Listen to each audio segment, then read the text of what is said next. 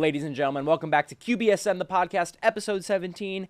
I'm your host for this week, Andrew Goodness. Usually I'm behind the desk, but today I get to be on the desk. I'm really excited for it. Patch is out of town, and we got Trent behind the desk. It's great to see him there as always. Usually that's my spot, but you know, you make do with what you got. Today I am joined by a special guest, Chron writer extraordinaire, Q30 member, QBSN member, Anthony Angelillo. Anthony, how are you? I'm doing great. That's a great intro right there. I do a lot, and that deserves to be noted. All right, today we're going to be going over some Quinnipiac Baseball.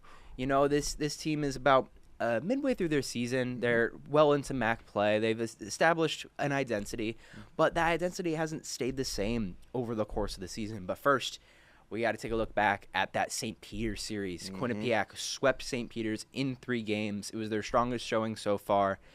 Anthony, what were your thoughts on that series? Well, after going to the UConn game and seeing how they were able to rebound from Rhode Island, I mean, this is exactly what I want them to do. And yes, you can make the argument that St. Peter's is a very, very weakened team, 2-19, and currently 0-6 in MAC play. So being able to sweep that series by a substantial margin, I mean, really the only game that was close was the last one, and that was even by 2 runs. But that's the type of performance I want to see from the Bobcats. They now improved to 12-14 in the MAC, or not MAC, 12-14 overall, and it's just a very good bright to see. I mean, they're now 5-0. They're now in a leading, they're now above 500 in the conference. I mean, this is what I expect from these guys. And, you know, it's been a little bit shaky going forward, but this is a great series to get your thoughts in head, being able to have nice sustained success. Obviously, once again, St. Peter's isn't the strongest team, but that's still a great transition into more MAC play going throughout the rest of the season.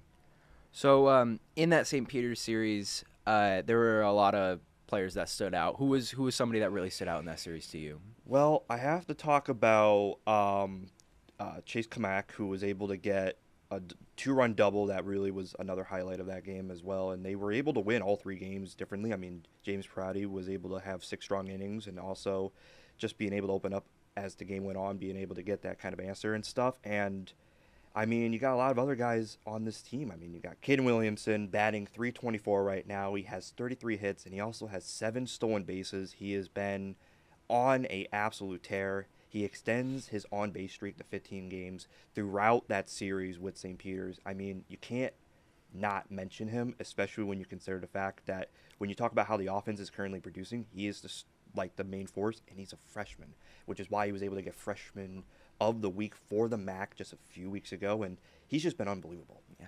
Speaking of those MAC awards, Christian Smith, your new reigning MAC Player of the Week, he's been on a tear recently. Him and Caden Williamson have been really the feature pieces of this offense. What have you seen from him that made him deserve that MAC Player of the Week? I mean, this is a guy who's also batting over 300 right now. He currently has 4 home runs and stuff, and he has 10 doubles and stuff. I mean, he's been just producing at a very high level.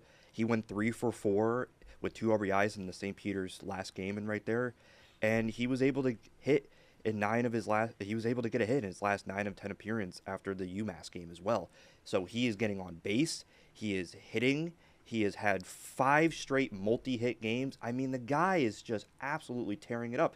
So, yeah, if I have to think about someone who's going to get the MAC Player of the Week, it's the guy who's getting on base at an extreme rate. He's hitting the ball crazy, and he's also getting those run-ins. Absolutely. You and I saw him at that UConn game last week and hitting that homer. It was a leadoff homer, and I think it was the bottom or the top of the 8th. And he's just an exciting player to watch, and there's so many players on this team that have that excitement factor. Another guy, Alex Irizarry, hit that big 3-run homer against UConn.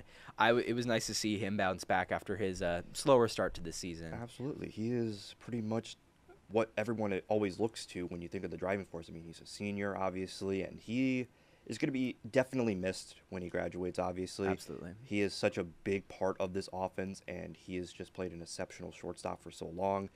But the fact that he has some supporting players around him now, and they're now finally making the effort, because you can also make the argument that the way Azari was playing was how the rest of the team was playing. So now you see the team starting to get better. It's when he's heating up. So you can really make the argument that whatever he does, the team follows with, because that's the type of leadership the team has. Because now, like I said, they now have a positive record in the MAC. They're finally looking like a dominant force.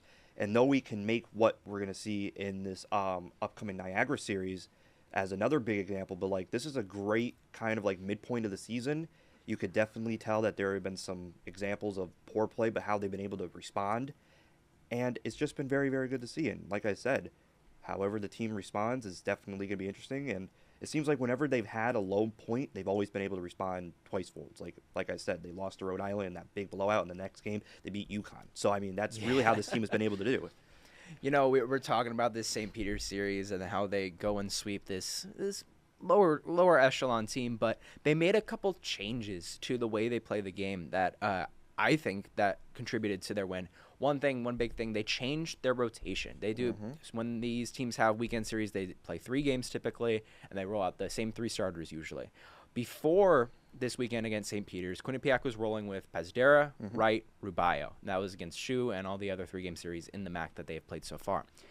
This week, they decided to switch it up, and they go Pazdera, Rubio, Wright, just swapping those last 2 players. How do you think that contributed to Quinnipiac bouncing back? I mean, easily, because they went with the person, like, James Pazzara has been great, above average a little bit, but, like, having to be able to, like, have that Friday series is like the transition. You want to have a very strong start on Saturday, and that's what they gave him. I mean, he pitched unbelievable, both Pazzari and Rubino.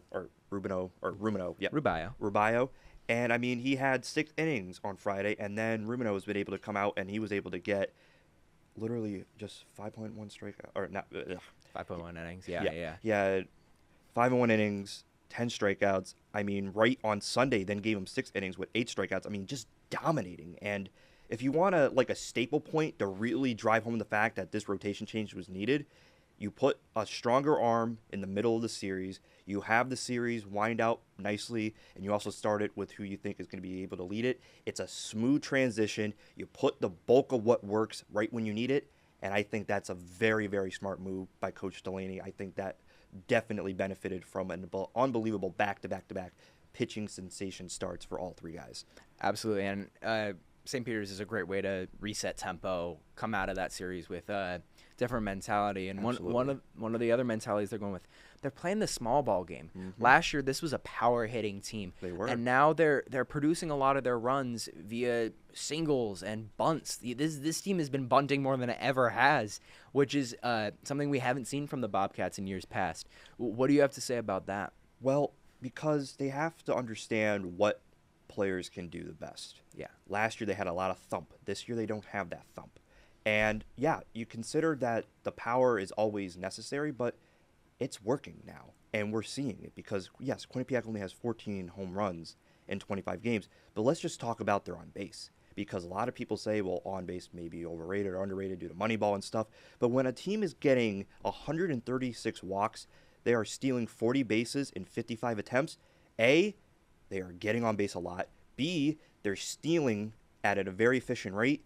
And C, they're scoring those runs. Yeah. And that's exactly why it was, I think, a slower start, because the offense, especially what we were mentioning, Alex Zari, he was used to that thumping, hitting team because he's been on pretty much every single team. Now he's trying to get the new approach. And now when you're trying to transition, now as the midseason comes along and now the team is getting used to it, now we're seeing those results. It's really simple for any team. You have a slow start because you're trying to understand a new system, and now you understand that system, the system's paying off. And considering the fact that they are just absolutely doing just not just the power, but that is like an upside to what the new approach is, tells you that this offense is not just built around waiting for the long ball. It's now built getting the traffic, getting the pressure, and forcing mistakes, which I think they have done flawlessly, especially over these last couple of games. Absolutely. You and I both know a bit. It's the old mantra, base hits win games. Yeah, absolutely. You know, I think this style is gonna work well for this Bobcats team in particular. Now that they don't have as big a thump, certainly they're gonna have the home run moments every once in a while with Christian Smith, and Kaden Williamson has some pop every once in a while. But no, that small ball approach is definitely gonna benefit them. Absolutely. Speaking of which, starting we're recording on Thursday, comes out Friday. Starting then, series against Niagara. What do you see going into that series for the Bobcats? How do you expect them to come out of St. Peter's and play against this Niagara team? Well, I mean, Niagara can definitely put a little bit of a thorn in their butt. I think this series is very winnable. I think they can easily win 2 out of the 3. I always want to be skeptical because, like I said, you're not going to be able to get a sweep every single time. Yeah. It's really hard to do. But this is a team that is overall 9-12. They also have the same conference record, 5-4. So they're really in the same boat with Quinnipiac overall. But I think that with the Bobcats getting it going in terms of what they need to do, and now they have a little bit of an identity that's absolutely sustaining, I think they can very easily win 2 out of 3 games. I think Niagara can definitely make it troublesome for a lot of the things that they can do. But I'm pretty optimistic because we already were talking about how maybe St. Peter's wasn't the biggest opponent. Now you got an opponent that's averaging mostly what they're doing. So this could be a real test about how the Bobcats can play the rest of the season. Yeah, and it's another home series. Their first home game since they played. Oh wow, it's been a hot minute. It's their first home game since they played Yale on March 18th. Mm-hmm. I was at that game. You were at that game. It was their big comeback. Their 11-run 5th inning. So maybe they'll find that magic at home. Yeah. I think that's an important aspect of it. And then after the Niagara series this weekend, going into next week, midweek game, another, I believe it's out of conference. It's against URI. It's a rematch. Last time the Bobcats played URI, they got decimated. It was 17-5. How do you as a team go into that game and make sure that result does not happen again? Well, first of all, Coach Delaney flat out said what was the issue after the UConn game, and he said it was just the lack of getting going. It was the lack of batting practice. He didn't like to see that a lot of people weren't they were goofing off or whatever. Essentially calling out your team saying, hey, you're not focused, and that's why we lost. And then we saw what they've been doing since that game, and it's you take that game and you take every other game, it's 2 completely different teams. And now I feel like they're going to go into this series not only with the advantage of figuring it out, but this is, ironically, we talk about how teams change all the time. This really was not that long ago. It was a little over 2 weeks ago by the time they're going to be playing each other. So the fact that they have been able to change a lot of what they've been doing, and it feels like they have a much, much better idea about what they're going to do in the series.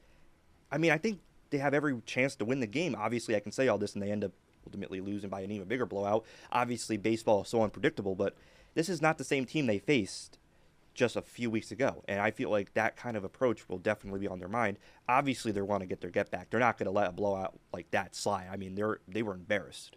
And they understood flat out, hey, if we lose like this, we better get it together. Absolutely. And what they did was they beat UConn. They went on a tear in that series, and now they're ultimately going to face Niagara. And this is a great lead into that series because that can boost their confidence even more. Shows that they can actually win in MAC play, but they also need to win those out-of-conference games because even though they're now above 500, they're now 2 games back overall. I have one last question for you, and it's something we're looking pretty far ahead. If the Bobcats manage to pull off what I would call an upset win against URI, do you think they can carry that momentum and take at least 1 game from Marist that next weekend? Because Marist is a top team in the MAC. They're always the favorite to win. Do you think a rolling Bobcats squad can take 1 from them? Well, I always say, regardless of if you have talent or whatever, it's whoever has the hot hand. Because let me tell you something. Momentum is a very big thing in sports. Oh, yeah. And if you have it and you got it locked up, you take full advantage of it until it slips away. And the moment you let it slip away, disaster happens. Now, in these upcoming series, they have a chance to take that ball of momentum and grow it. And if they end up letting it get to them, it's going to be a big, big thing on their mind going into the Marist series. So it's really about what they can do and getting out of their own heads because we can see the upside when it comes to this Bobcats in terms of not only their rotation, but also with their bats. And if they let the top team and what they can do to them get in their heads, I think Marist can probably sweep the series. But I think this Bobcats team can easily win one of these games. I feel like that's going to be their goal. And heck, maybe by the time the Marist series happens and we have the results for the Niagara series and Rhode Island, I mean, who knows? Maybe they're even stronger than we anticipated, and maybe they end up taking 2 out of 3. But I think they can. About that one. Exactly. But that's an if. But like I said, obviously the talent with Marist is so much better in a lot of different areas, which is why they've always been the tippy top in terms of the MAC. But yeah, I think if they have a decent, steady series with Niagara and they don't end up letting what happened in Rhode Island happen again, that is a very winnable at least 1 game because I feel like the momentum is currently there with the Bobcats. And like I just said, they can't lose it because once they do, it's over. Awesome.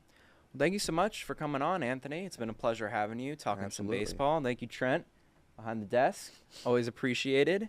And tune in next week for another episode. QBSN podcast going to keep rolling as we end this spring semester. Everyone, see you next time. Peace.